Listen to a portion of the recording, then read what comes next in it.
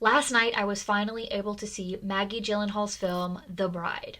In my last movie-going recap on my journey to see 75 movies in theaters, I mentioned the fact that The Bride was my most anticipated movie for the month of March. Honestly, I really enjoyed the film and I liked it. However, after seeing it, I really do understand why it's so divisive and why it's not doing very well. So here's my review of The Bride, breaking down the good, the bad, and the ugly.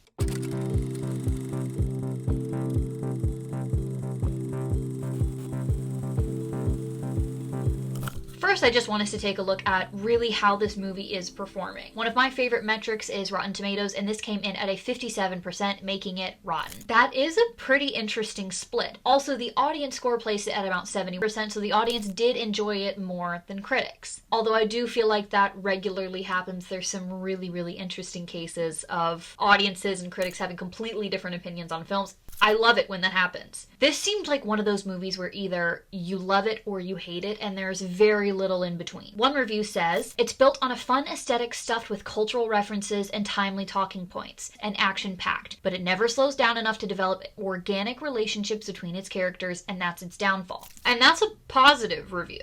You have three incredible actors having so much fun, and it is such an exquisite joy to watch each of them just go all out. I was having a blast. This review from an NPR podcast, Pop Culture Happy Hour, is possibly my favorite. It says, this movie's a mess, but call me Marie Kondo because I love a mess.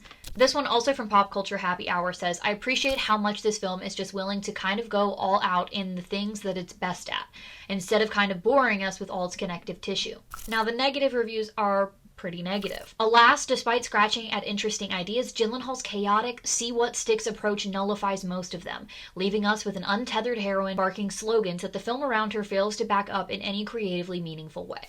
Ouch. In principle, the bride is a single individual, in contrast to Frank, who was assembled from bits and pieces of multiple corpses.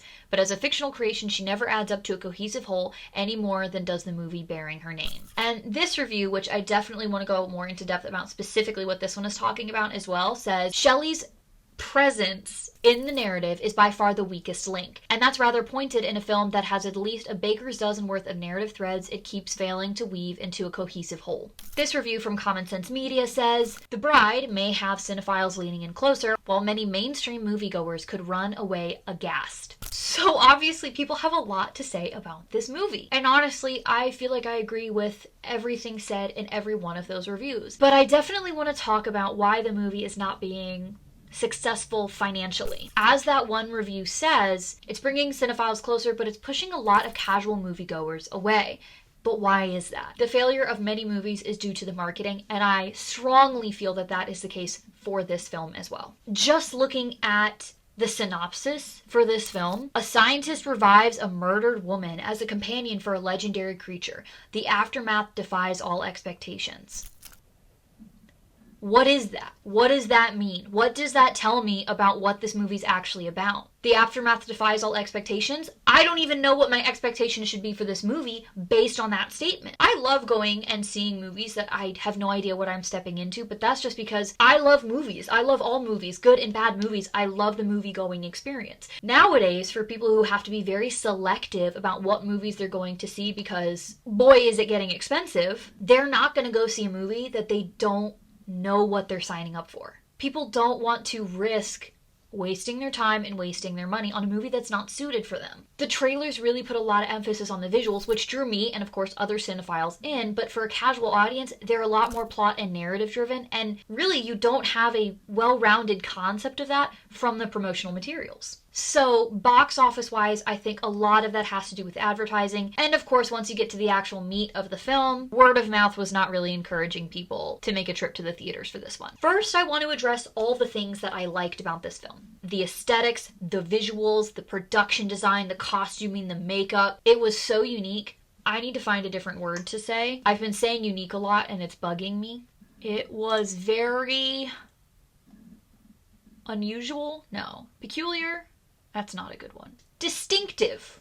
That's a good one. The visuals and the aesthetic of this movie were incredibly distinctive. If I had to really describe what it was, I would say that you took, 1920s and 30s fashion and made a very discombobulated, eccentric version of it. It had a lot of punk rock and like new romanticism aspects of it that I really liked in the style. So even when there were parts in the plot that I was a little bit confused about or didn't like what was going on or didn't understand what was going on, I can confidently say there was never a part of this film that I was not visually mesmerized by what was on screen. And additionally, the acting was incredible. I've already spoken about Jessie Buckley. This will be coming out after the Oscars, but I made a video pre-Oscars saying that I'm 100% certain that she's going to win the Oscar. So fingers crossed at this age as well.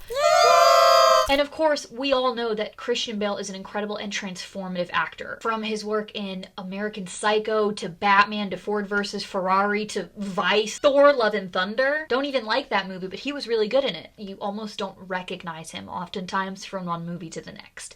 This film is no different. Their chemistry was impressive. They're playing these two unhinged characters, both insane in very different ways, and yet they paired together beautifully. Watching them together on screen was just, it was a treat. Now, plot-wise, there was a lot going on, and I'm going to talk more about that later once I get into the cons of this movie. But on the pro side, I think that the concepts and the themes of identity were incredible. That's something that even now I'm still thinking about and still processing. Maggie Gyllenhaal has spoken a little bit about what inspired her to make this movie. In the original film, The Bride of Frankenstein, the bride is in it very little and speaks not at all. She felt like this character didn't have an identity and didn't have a voice, and she wondered what would happen if she did. This is when we get into a little bit of spoiler territory. Throughout the course of this film, the bride is on this journey of trying to understand, does she want to be defined by those around her? Does she want to be defined by her actions? Does she want to be defined by that little voice in her head? Or does she want to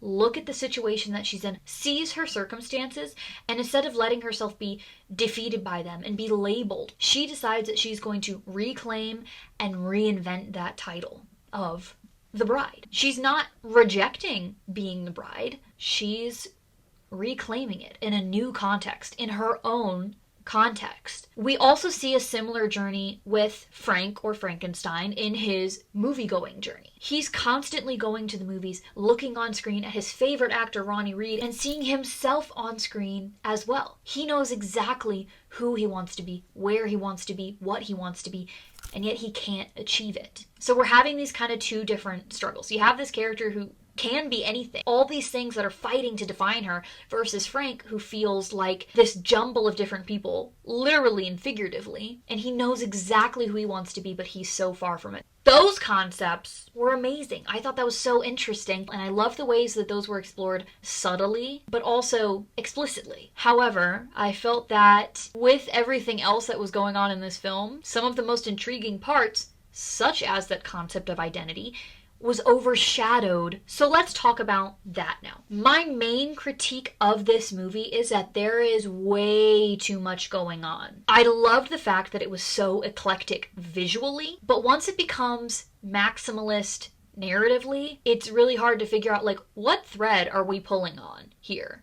Where are we going? What are we supposed to be clinging on to? It had this Bonnie and Clyde narrative, which was brilliant, and I loved that. Searching for freedom and identity and running from your past mistakes into future ones.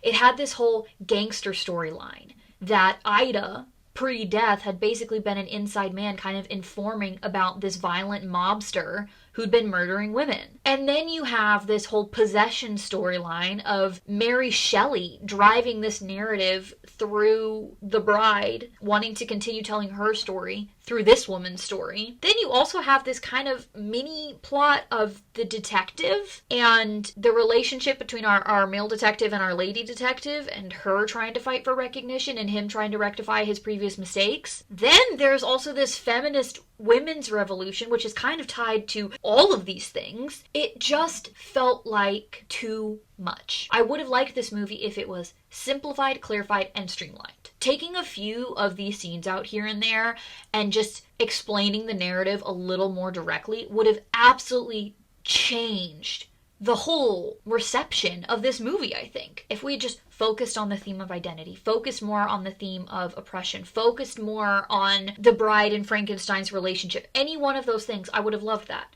The gangster storyline, which I feel like provided really important stakes to the story, it took us forever to actually figure out what the context was for how these two storylines were even related. They acted like this was such a big deal, and yet it was this subplot. Like, you know, it felt like there was a lack of cohesion between the emphasis they verbally put on some of these plot lines and how much emphasis they actually put on it in the filmmaking. And then Mary Shelley's role in this film. There was like one part where I thought, okay, we've actually used this, it's built up to something, it maybe feels warranted, but really was it worth it? I'm referring to the scene when, spoiler, Frank is shot, the bride drives away, and we've constantly heard Mary Shelley entering her mind by saying knock knock. But for the first time we hear the reverse. We hear the bride say knock knock, speak to Mary Shelley, and reclaim her identity in this moment. That was interesting and all. We didn't need it though. The revolution of women, that felt very interesting. I think that should stay in there, but it was very unclear of what were they doing. I think that the women's revolution represented a lot visually, but narratively, we didn't get a lot of details about what was actually going on there. We get a scene in the end in which we see that these women are taking out vigilante justice against this mobster who had been oppressing women, but are they done now? Was that the goal the whole time, or what was the rest of the revolution? We hear that where they're murdering people. Who? Who are they? Who? What have they been doing? What's going on? That just felt like a little bit glazed over. It honestly felt like it was just an excuse to reuse that like ink splash, whatever, as a symbol for women without really thinking about how did she inspire women? What is she inspiring them to do? You know, I liked having this female detective and her identity kind of being a mirror of the bride situation of just trying to get this recognition. But it was just another thing that we didn't spend enough time on. And then in the end, we understand that this detective kind of ends up having a soft spot for the bride. And she understands her in a way. But I still don't really understand how or why. You heard her give a speech and suddenly you're like, oh, I'm a woman too. Like we were told there's a connection, but we weren't really given enough material to truly understand what that connection is supposed to be. Thematically, narratively, any of it. I really would have preferred if they like chose something and stuck with it. There was just a little too much going on. Like just a smidgen. I think this was a movie that was trying really hard to be complex, and so it's making the audience work for clarity, for details, etc. If Maggie Gyllenhaal had gone for something that was a little bit more straightforward, I think it would have been easier to market, it would have drawn in bigger audiences, and you would have gotten a better response. When you present a movie that is so maximalist with so much going on, you have to pick and choose what parts of it you're approaching at all, because you can't really pay attention to all of it all at once, and so then everybody's gonna have a different experience. I also think I really didn't mind the dance numbers. I thought they were cool. Seeing themselves on the movie screen, I thought that was kind of cool. I thought the dances were fun. That was maybe the best part of the movie for me. I don't know. It just was. I'm sorry. Moving on. I'm still really glad that I saw this movie, and I'm really glad that I'm getting to talk about it. So anyways, that was The Good, the Bad, the Ugly. Aesthetically, beautiful. Thematically, there were some really good parts, and if they had just made it a little bit easier, I think it would have done really well. I think this is one that's going to do better later on. I think they're really going to be able to go into it knowing exactly what to expect, and they're going to have an entirely different experience than those of us who went in blind and were really having to pick and choose what parts of it we pay attention to. Anyways, I know Project Hail Mary is coming out soon. Another Colleen Hoover movie is coming out soon, so, you know, exciting things on the horizon. I will keep talking about movies as I come across them and have something to talk about. And at the end of the month, I will be doing my recap on the month of March, 3 months into my journey to see 75 movies in theaters this year. So stay tuned. Thanks.